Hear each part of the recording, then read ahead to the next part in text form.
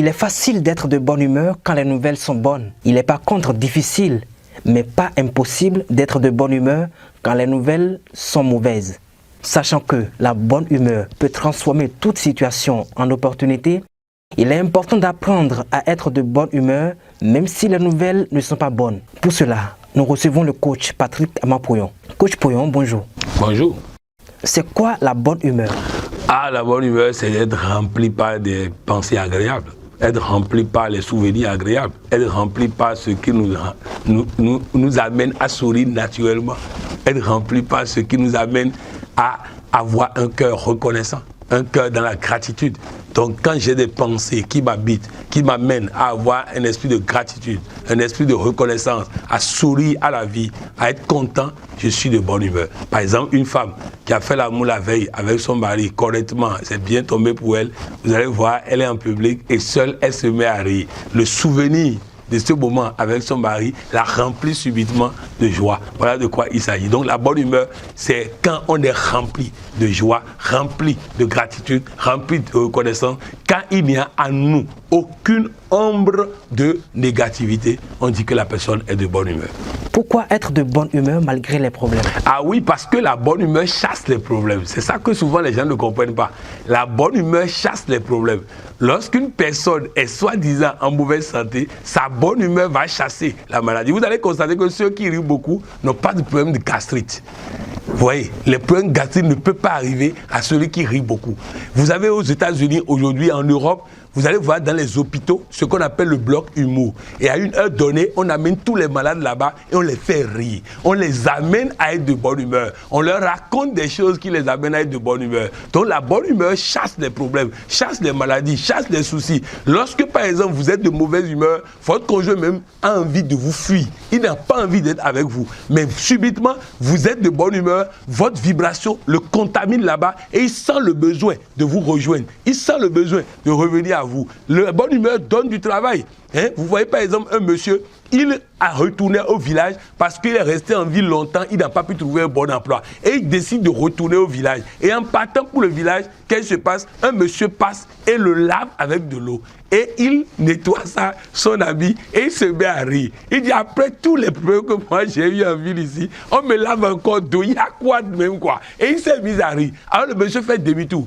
Il dit monsieur, mais je vous ai lavé d'eau et vous riez au lieu de m'insulter. Il dit monsieur, c'est pas vous le problème, c'est moi. Je ne sais pas ce que moi j'ai fait moi-même pour mériter ça. Je viens de faire l'autre séjour en ville où je n'ai rien eu. Et je retourne au village et on me lave encore de saleté que je vais amener au village. Ça me faisait tellement rire. Et le monsieur dit, j'ai besoin d'un directeur des ressources humaines. Est-ce que vous acceptez d'être mon directeur des ressources humaines? Il dit non, je n'ai pas appris ça. Le monsieur dit non, c'est ce comportement que vous voulez d'avoir, que vous voulez que vous inculquez à mes collaborateurs, qu'ils apprennent à prendre le bon côté des choses. Donc, la bonne humeur, ça c'est le problème. Vous voyez, il vient de trouver un emploi parce que simplement, il a un comportement qui lui fait gagner. Pour une petite blague rapidement, vous savez, il y a un raciste qui est allé dans un restaurant aux États-Unis.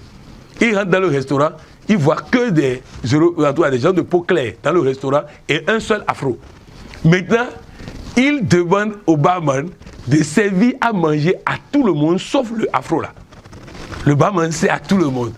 Et le afro là se met à rire là-bas. Il riait seulement. Ça énerve le gars. Le gars dit, mais pourquoi il rit? Servez encore à boire à tout le monde. On a servi encore à boire à tout le monde. Et le gars riait encore. Il dit, mais pourquoi lui rit là-bas? Je suis en train de lui faire du mal et il rit. Il dit, donnez encore une deuxième tournée à tout le monde. Il donne encore et le gars se met à rire davantage. À un moment donné, il demande au serveur, mais pourquoi il rit là-bas? Il dit, c'est le propriétaire. Plus vous achetez, c'est lui qui gagne de l'argent. Donc son humeur agréable est en train de pousser le gars à s'énerver encore et à dépenser encore plus. Papa était allé dans un restaurant à Paris et il s'assoit, il prend salade. Et le gars qui est là, un raciste, il le regarde comme un moins que rien. Papa dit, non, le gars a pris salade, papa lui a pris poulet. Donc papa voulait se moquer de lui. Donc il prend le poulet, il va vers l'oreille du gars et il casse ça. Il casse. Après il prend encore un os, il amène vers l'oreille du gars, il casse. Le gars dit, mais dis donc, chez vous les gens mangent quoi? Papa dit, ah bon, chez moi je suis originaire du Bénin. Au Bénin, les chiens mangent la salade. Le gars s'est fâché. Il est allé à la maison chercher un pistolet qui va tuer papa. Vous voyez, la bonne humeur fait que c'est l'autre qui veut te faire du mal qui va avoir des soucis. Quand vous êtes de bonne humeur, vous chassez les problèmes. Je vais aller... non, tout à l'heure, on va revenir là-dessus parce que je crois que vous avez une question là-dessus. On va revenir là-dessus plus tard. Pour l'année 2024, nous avons beaucoup de projets pour vous. Nous avons rédigé notamment ce livre, Le voyage vers soi. Le voyage vers soi pour atteindre l'ikigai. C'est un document que le cabinet a rédigé pour votre plaisir avec le coach Pognon et l'appui de l'ordre des coachs en développement intégral. Nous vous recommandons ce document. Vous pouvez l'avoir au sein du cabinet ou dans les supermarchés. Quel est le secret pour être de bonne humeur malgré les problèmes? Ah, le secret, c'est décider d'être de bonne humeur. Et comment le faire? Comment faire en sorte que cette décision devienne une réalité? Chaque fois qu'une idée négative veut me traverser, je rappelle à mon souvenir les idées agréables. Chaque fois que mon conjoint veut m'énerver, je me rappelle les bons moments qu'on a passés ensemble. Chaque fois que quelqu'un veut me mettre dans une situation désagréable, je me rappelle le bon côté de la situation.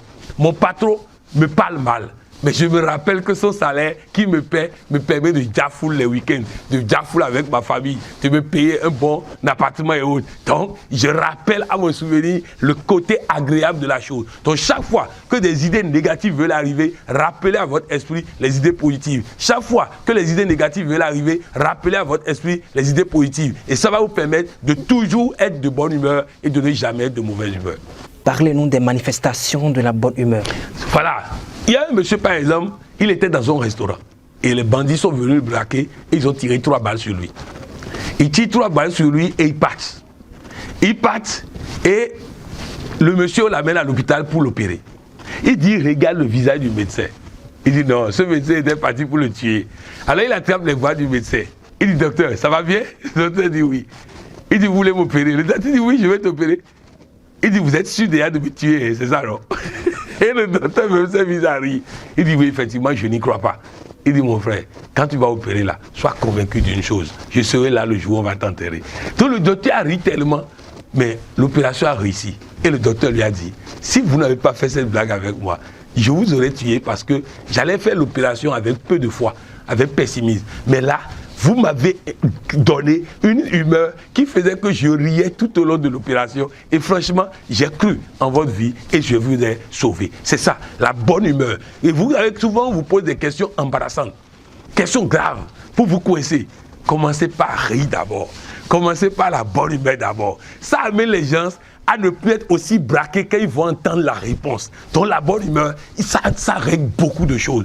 Lorsque je me sens dans une situation, où on dit par exemple, je me sens bien et très bien, c'est une phrase pour chasser la mauvaise humeur qui veut s'installer et installer la bonne humeur. Oui, soyez de bonne humeur, soyez joyeux, mettez la musique, dansez tous les jours, allez danser dans tous les sens. Et surtout, dites-vous, l'autre ne m'aime pas, où est le problème? Il va m'aimer demain, c'est tout. Et dites des choses agréables sur vous-même. Et vous allez voir que ça apporte toujours la joie, le bonheur, la réussite, la prospérité, la santé et tout. Votre mot de fin? Mon mot de fin, c'est de dire à tous ceux qui m'écoutent, soyez de bonne humeur, faites une décision, soyez de bonne humeur. Et dès que vous sentez que la mauvaise humeur veut s'installer, combattez-la. N'acceptez pas d'être de mauvaise humeur. Il y a plein de personnes qui ont eu des problèmes. Et c'est en voulant simplement dire, je suis joyeux malgré les problèmes, qui sont devenus célèbres et qui ont commencé par gagner de l'argent. Je vous donne un exemple. Cousine Angèle, une journaliste du Bénin, elle était en train de elle devait présenter le journal à 20h. Et autour de 20h50, on l'informe que son fils unique est décédé à Paris. Et à 20h, elle était au plateau en train de présenter le journal. Ce CD a été vendu dans la ville de Cotonou parce que personne ne pouvait y croire. Elle a compris une chose. On n'a pas dit son enfant est malade. On n'a pas dit son enfant a besoin d'elle. On dit son enfant est mort. À partir de cet instant, elle s'est dit, je dois continuer par travailler pour perpétuer la mémoire de mon enfant. Je ne vais pas le suivre. Ça n'est pas bon pour lui que je puisse mourir comme lui. Donc, elle a refait son visage. Après avoir pleuré 3 minutes, 5 minutes, elle a refait son visage. Elle a présenté le journal. journal. Oui, c'est ça. Elle a choisi la bonne humeur. Elle a choisi la bonne humeur. Et vous allez voir que chaque fois que quelqu'un m'annonce que son père est mort, je lui pose la question, tu as fini par le tuer. Tout ça, c'est pour créer la bonne humeur. La bonne humeur.